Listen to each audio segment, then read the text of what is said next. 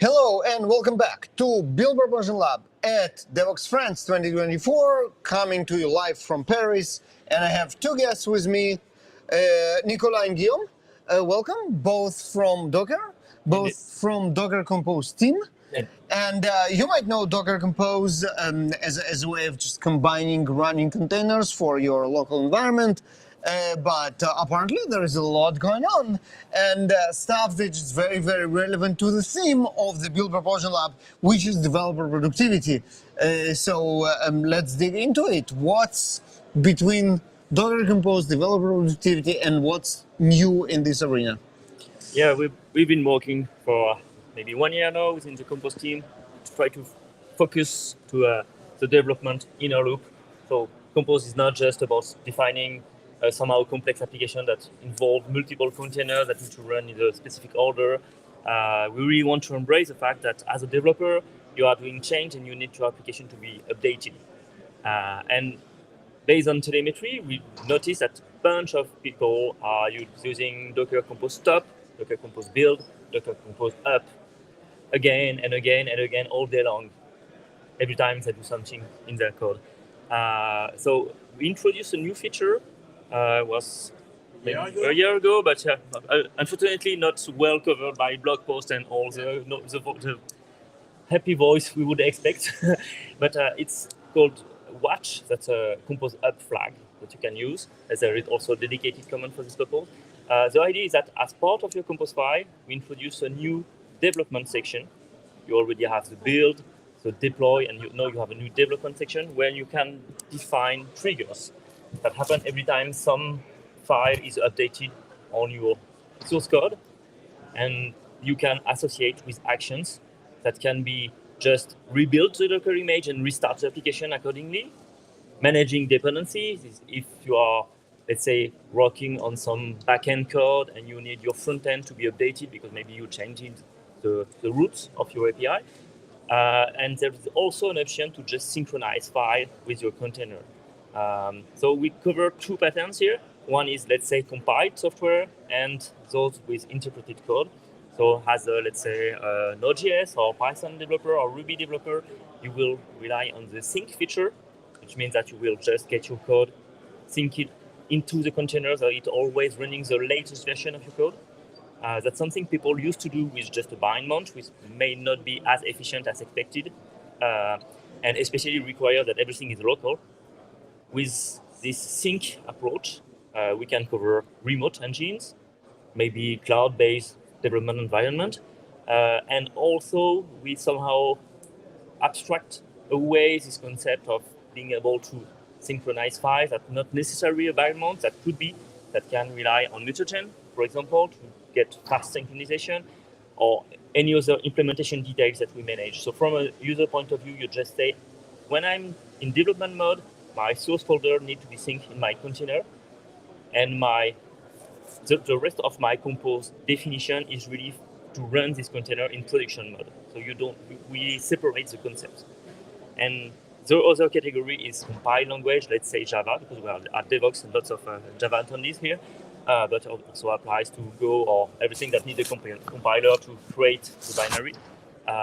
And then just being able to say, as files get updated, we'll get automatically your image being rebuilt, which suppose that you optimize a bit your Docker file so that you benefit from cache. So you don't spend hours getting everything from scratch. But once you did this job, you just change code and get the rebuild, refresh, and your application is up to date.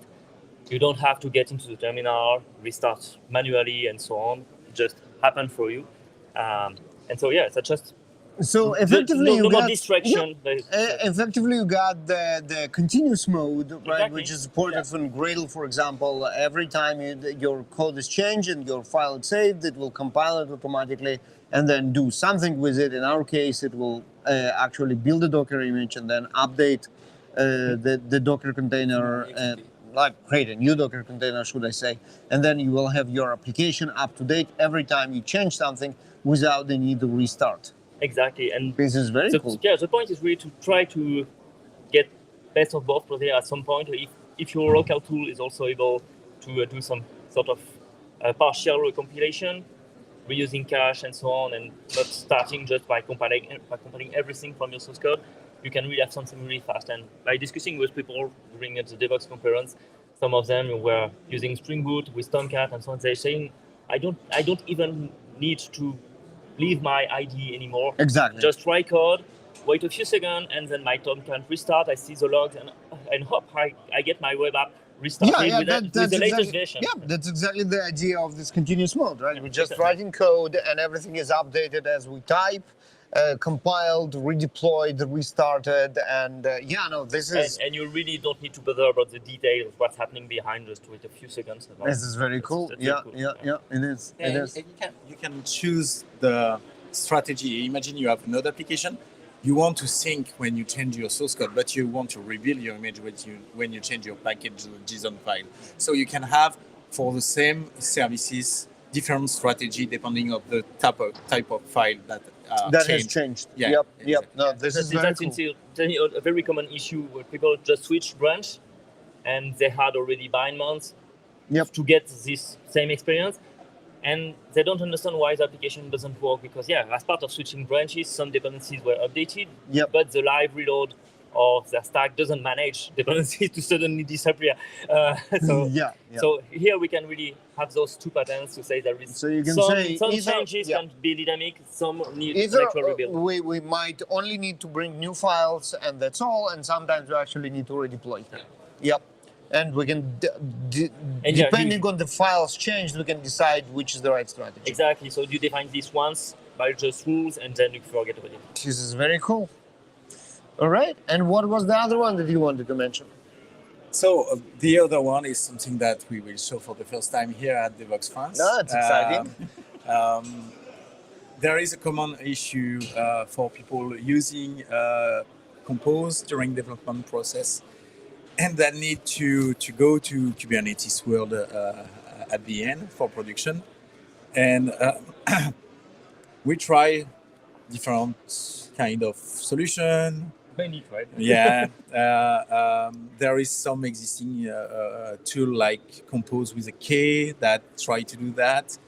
But the adoption is not really great because as we analyze everything, because the program is still there, because we don't give the user the ability to customize the output he wants, because there is as much as flavor of Kubernetes deployment possibility that Kubernetes developer. Yes. In fact, so what we try to achieve here is give the possibility with a simple command line to get a Compose file as an input and produce using transformer, which are basically Docker images, so you can share that very easily across your company.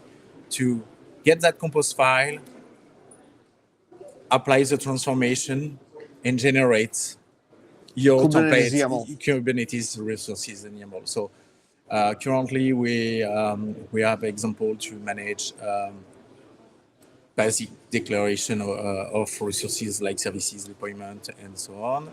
But we also provide by default a customized configuration, an overlay for Docker desktop, so you can easily deploy what you have done inside the Docker desktop Kubernetes cluster. Just we manage for you the way that you will store your data and what local storage will be used and stuff like that.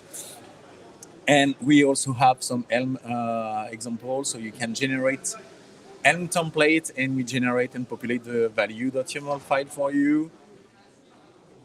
That's cool. But how you can use that to match your need? That was my question. You mentioned there is a problem. There are so many flavors of doing the same thing. So how do you overcome it? So we give us by default something that will work with Docker Desktop easily and in a quick way, and then you can just create a new transformer based on what we have done, and that will copy for you all the.